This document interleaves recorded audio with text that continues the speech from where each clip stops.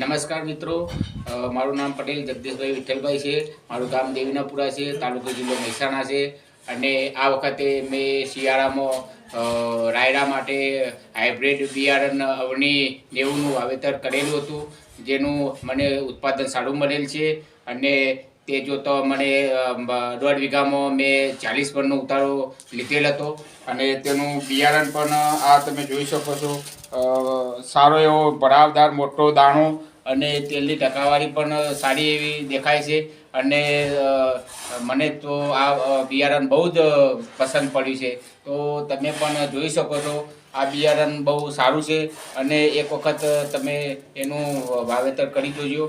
જગદીશભાઈ, બીજી જે અન્ય જાતો વાવતા અને આ રાયડામાં તમને કેવું લાગ્યું ઉત્પાદન ને બધી રીતના? બીજી જાતો અમે વાવતા ઘણી, ગુજરાત વન વાવતા હતા, બીજી અન્ય જાતો વાવતા હતા.